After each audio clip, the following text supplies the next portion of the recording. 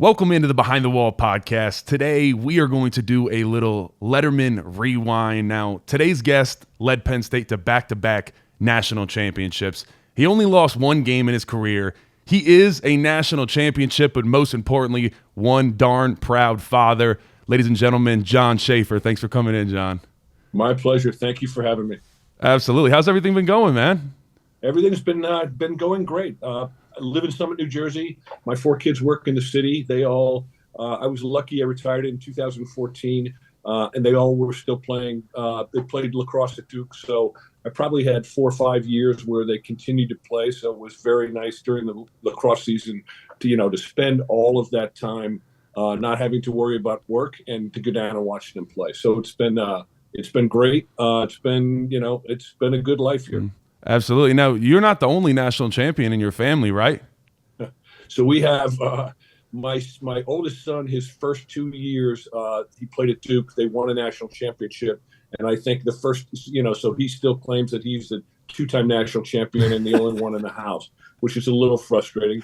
And we thought with our first year they won a national championship, we thought, wow, this is lacrosse. It's pretty easy. And then they win it again, and then my other two boys and daughter, they were able to make it to the Final Four, but we didn't realize how good we had it in those first 2 years. We had I was lucky enough to have 9 consecutive years at Duke where kids were playing lacrosse. We had great experiences. Coach Danowski and Coach Kimmel, the girls coach, they're fantastic humans. They're very, very similar to the brand, to the coaching style, and to the impact that Paterno and Penn State and that brand had, certainly on me. So we were lucky as a family to be able to experience that again when they all played at Duke. Yeah. Oh, that's fantastic. It is. It's something special when you're a part of a real culture, like you were saying, that has really been instilled in Penn State. I've definitely felt that. That's for sure. Right. Well, John, let's jump right into it. And obviously, we were watching a lot of Penn State. We fell just a little short this past year. But do you see any comparisons of kind of 2024 to 85 where it's just fall just short? Definitely not at the quarterback position. There are no comparisons there. But, I mean, I think it was funny after that game. It was a disappointing end, for Drew. Fortunately, he made it through the whole game. I was my junior year when I was in the national championship against Oklahoma. They took me out in the fourth quarter, so he played a little longer than I did. So a number of people called me and said, "Hey, this is very similar. You should talk to them." And I kind of felt like, well, thank you for remembering that loss, but I don't think that anybody really wants to go, talk about it, especially with somebody that's 35 years later. There are similarities in the team. The team played really, really well. They had some highs and lows, lost to Ohio State, but then came back and, they got further, I think, in the playoffs. Not that anybody thought that they would, but they got further than I think most people really thought. They had a decent draw, but they really, like we did our junior year, they really played themselves into being a good team, and they played themselves into being able to handle that pressure.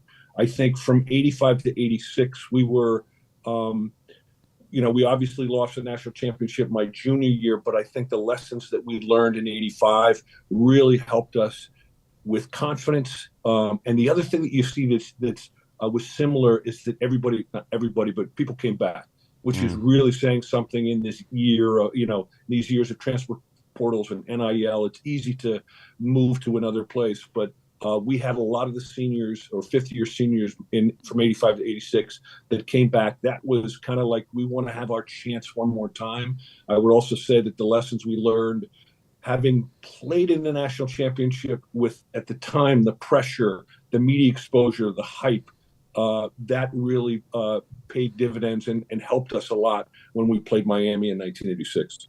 Yeah, it definitely feels like, that 85 loss, it fueled you guys going into 86 and really kind of put a chip on your shoulder there.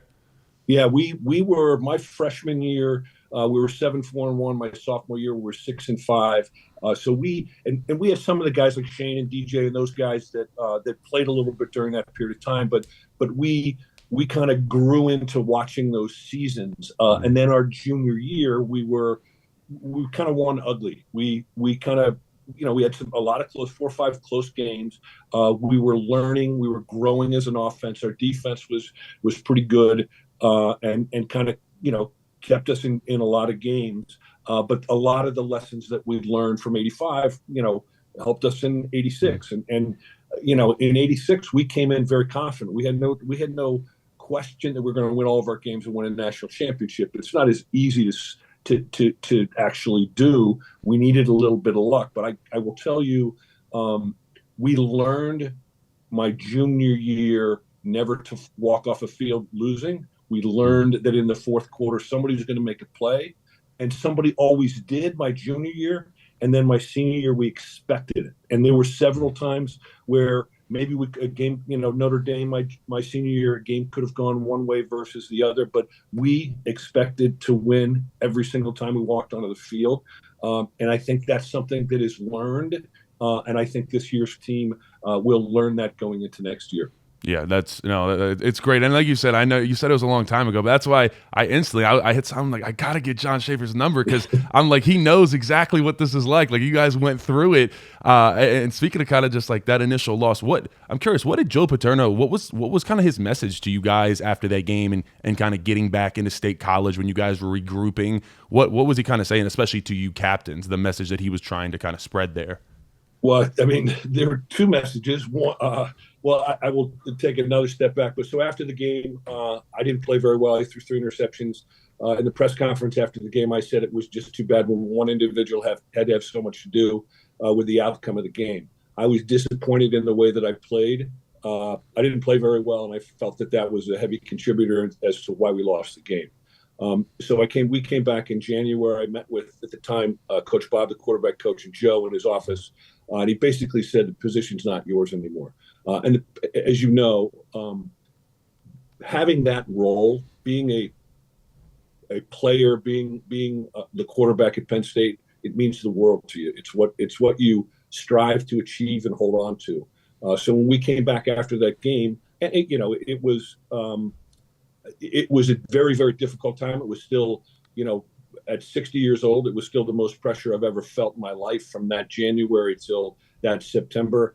Walking around campus and having people tell you, how much that loss, meant to them and how terrible I was, and all of, so as a kid, you lost confidence in yourself, and you had to kind of regain that. But again, the thing that really fueled me or helped me was just the confidence that I felt like the team had in me, away from all the noise. And we didn't have, obviously we didn't have social media. We didn't have as much noise as the kids can have now if they choose to listen to it. But we had all of the papers in the world. We had polls. We had people that, kids in class that wanted to tell me, how poorly I played. We had, business runners in downtown State College that said, you probably lost, the university or State College $75 billion, having not, having lost the national championship. And you're just a kid, man. You're just trying to go to class. But so it was very, very difficult. But I think we had a difficult preseason. We had a difficult spring, and then it was kind of, but what happened was we just had much more mature players that understood what it took to get there. We needed, as I said, a little bit of luck, but we all, it's the brand of a Penn State football player. You care about winning a football game. You don't care about your individual stats. So you had great players like DJ Dozier, Shane Conlon, Bobby White, etc. They cared about one thing. They cared about winning the football game. And it wasn't about how many yards rushing, or it wasn't necessarily about playing time. It was about winning. And then we kind of, we grew into that as the '86 season progressed. Yeah. John, it's something that's interesting I think you brought up is just kind of having to be quarterback one at Penn State. And I did some research on this beforehand. There is exactly 20 QB1s between you and Drew Aller. So saying that to say, and now we got one of them back on staff too, and shout out Trace McSorley. But, not a lot of people on this earth know what it's like to be quarterback one at Penn State. You kind of just talked about it a little bit, but you got to experience, like you said, kind of the lowest of the lows and also the highest of the highs. What can you just kind of shed some light? Like, what was that like dealing with that? And as you said, how different do you think it is too for someone nowadays when it's social media and you know it's constantly in your face? I mean, at least you could kind of go away. You don't have to look at the newspaper, but it's so natural for us. I'm picking up my phone in the morning and I'm looking at it. You know, what is that kind of like to be the guy here at Penn State? No, I mean it's what you dream of, right? And it's whether it's QB1 or it's linebacker 1 or whatever. It's Penn State is an important place to be a starter. When I came in as a freshman, there were 13 quarterbacks on the field. There was the best. Matt Kisner was the best quarterback in Pennsylvania, and a kid by the name of Timmy Parker was the best quarterback at West Virginia. So no matter what you were prior to coming here, you always had to kind of you second guessed yourself. You could be confident and all that kind of stuff, but you still had to continually, and it's a little bit of the Penn State way, but you had to prove yourself all the time, every practice, every game. But being QB1, I guess, if you want to call it that, that wasn't invented when I was a quarterback, but it was a very, very important thing to all of us. So having lost that at the end of my junior year and having people reinforce that it wasn't necessarily mine, made it be a really miserable time, in my career, in my life. Having regained that, and I think more importantly, having regained the confidence of my teammates for me to feel like I was supposed to be the starting quarterback, and I'd earned my way back into being the starting quarterback. That meant more to me than anything. And I always felt like if I could, you can tell in the huddle when you look, and I could tell it when I played as a freshman and as a sophomore. As a freshman and a sophomore, when you're not the starter, all of the veterans, the seniors or fifth-year seniors, look at you like, okay, here we go. Here comes the kid or whatever. As a junior, senior, when you get in a huddle that they have confidence. And you can, especially at the quarterback position, you control it. And I remember several times where we were in close games and you basically come in and you predict the future and you say, hey, there's 2 minutes and 20 seconds left. We're playing at Notre Dame or whatever, and we're gonna throw the ball and we're gonna score, and then it happens, right? So being the starter at a position at Penn State is very, very meaningful. It's what you aspire to. Being a contributor on a team at Penn State, I think, is why we went there. Yeah, and John, I think you hit the nail on the head there. Speaking from an offensive line standpoint, you're right. When it's like when you got your guy back there, it's like I'll die for my quarterback back there. But if it's a young cat comes in, it's like his first year. It's kind of like, all right, we got him. I'm gonna protect him. Yeah. But there's that difference when it's your guy, and I think it showed that season because it was one of the best in Penn State history. You guys went down to number 2 Alabama, whooped up on them, and then it was number 1 Miami in the national championship. And I've gotten to learn about some of this stuff, and I just think it's so cool. I mean, Jimmy Johnson, Michael Irving, Vinny Testaverde. Yeah. And when I was doing my research, I saw that they showed up in Army fatigues when they got off the plane. Did that put a chip on your guys' shoulder? Them kind of like, we're trying to put on a show? Like, that's kind of the vibe I got from this Miami team. So, I mean, everybody has talked about it. We've done interviews since, and there's some funny anecdotes. But yeah, they got off the plane. They spent the week trying to win the game before the game started. They had a lot of trash talking, in papers. They talked, they wanted to create a fight at the beginning of the game. They walked out of the steak fry. They show up in fatigues. Basically, they spent a lot of time trying to win the game before the game ever started.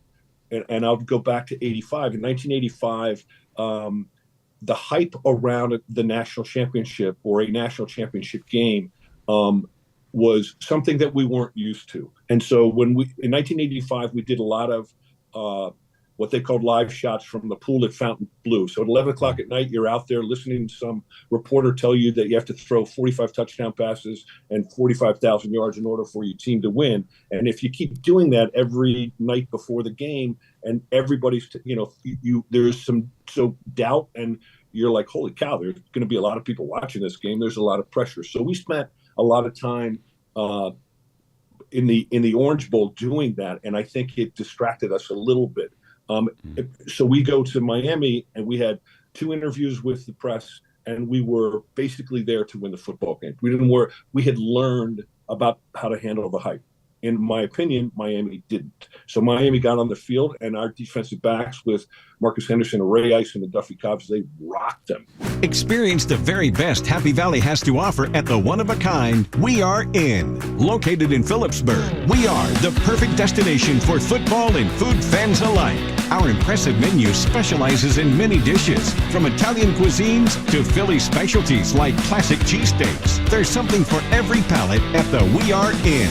Whether you want to watch the game or share a glass of wine with a special someone, you're sure to find something to love here at the We Are In. They rocked the Michael Irvins, and it was like, holy cow, these guys are here to play. And I think that really shocked the system a little bit, and they realized that they were going to be in for a ball game. So yeah, they were all full of hype. What I will say though, after the game, and I've done some interviews, in the last 4 or 5 years about it, I went back and watched a lot of their commentary after the game, and their commentary was very similar to our commentary after the '85 game, which was, basically they said Penn State was better, they played better. It's unfortunate. I feel badly for the seniors that can't come back the next year, but if you remember, Miami came back and won the national championship the following year. So I think, again, this really sets up well, I think, for Penn State's season coming up, because I think the players chose to come back, and the players chose to buy in, which certainly we had no choice from '85 to '86, and these guys had a choice. So I think it really says something about the maturity and the brand or the personality of this team to have that many people care enough to come back to try to win. Yeah, I think you're right. Yeah, it gets everybody excited. I mean, we saw Nick Singleton, Katron Allen, guys that, like you said, we weren't even sure they were necessarily going to come back, and it's like pretty much everybody. I mean, we knew Abdul Carter and Tyler Warren were going, obviously. Yeah. But just seeing that core group of guys come back for one more go-around, it definitely ignites something in you in a little bit. And speaking of igniting something, when I was reading some articles about that '86, especially '86 game when you guys were out in Arizona, there were some interviews from Trey Bauer, and it was like every other word, it was like expletive. Well, that's every interview he's ever given in his life. I think if we had 22 personal fouls that year, like 20 of them were Trey's.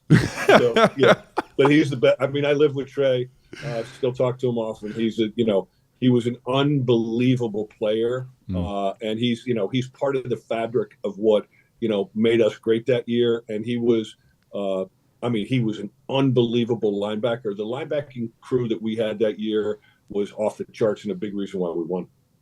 Yeah, they definitely showed up in that game. That is for sure. That is for sure. They did. John, what was if you had to pick a favorite memory from that night out in Arizona? Do you have one that flashes in your mind when you're going to sleep or something like that? Well, I mean, there probably were a couple. The first one was riding on the bus about a half hour before the game when Franny Ganna, the offensive coordinator, basically said we're going to throw on first down.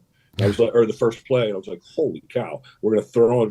We never do that. So that was a little bit of a gut check.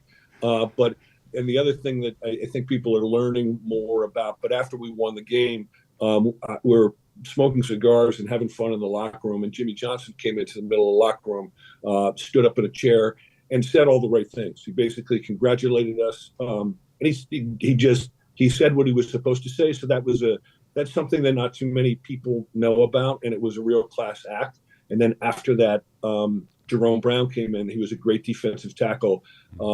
He did the same thing. So the memories of that game, it took a while for it to sink in. I remember going to the press conference after and having a reporter ask me if I felt, having gone through the Orange Bowl in that season, if I felt vindicated at the time. Despite my state school education, I didn't necessarily know what vindicated meant. So I asked him, I said, if I could spell it, then I could feel it. So I got through that question. But it was a blur. I remember the last 13 seconds saying to Radisek, our center, all right, you're going to snap the ball and just hold the ball until you feel me take it, because we can't afford to fumble the ball with 10 seconds left. Right. Oh, that's great. That's great. John, and we talked about it a little bit so far, but whenever we do these kind of Letterman rewinds, when we bring some Letterman on, I love to just ask, what did it mean for you to play under Joe Paterno, the grand experiment? I think you're a great example of that, an extremely successful career with Merrill Lynch. I mean, what kind of message you have for guys that are playing, at Penn State now, but also what was it like back then and, just being under Joe Paterno at that time? Yeah, I mean, it's probably similar to Coach Franklin now, but Joe was no treat. I mean, he was the CEO. He wanted to win games. I mean, he wasn't friendly all the time, and he wasn't friendly as a freshman. This was a Division I business that they had to win games, and if you didn't coach it well or you didn't play it well, then you didn't play. And not that there's anything wrong with that, but it was a business. So not everybody was his friend. I was fortunate that because of what I went through my junior year and my senior year, and having, we won.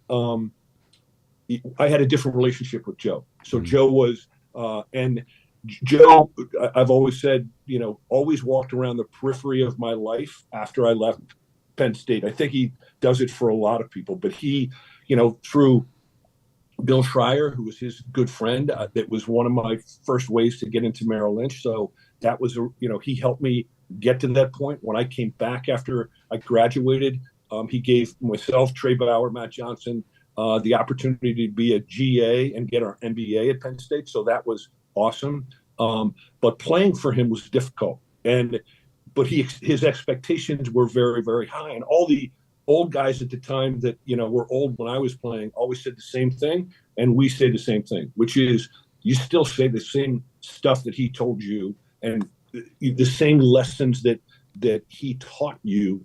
You still teach your kids. You still teach the people that work for you. He was just a great role model, and we didn't know that we were always doing the right thing. He did. So he taught us and taught us through that. And his expectations were so high that I think like I've said, we grew into that my senior year, and we got lucky. We won, but we would have never been there had it not been for Joe. I mean, Joe had been there before. We just listened to what he said. Right. That's great. Yeah, I've had a couple Lettermen tell me that they were like, we didn't necessarily love Joe when we were there, but he always said, you're gonna love me and understand me, 10, 15 years from now when you got kids in real life. He always did. And, you talk to some of the famous people in the past that never had a very good relationship with him. They still talk about him. And yeah. It's amazing the respect that we all have for him. But I think period. It is a function of the brand that he built and the brand of Penn State football. And we are lucky to be a part of it, man. And I was lucky to be a part of it when he was a part of it. Absolutely. No, it is 100% an honor. Well, ladies and gentlemen, John Shaffer, former quarterback at Penn State, national champion. Thank you so much for coming on, man. I really appreciate it. You're the best, Landon. Thank you very much.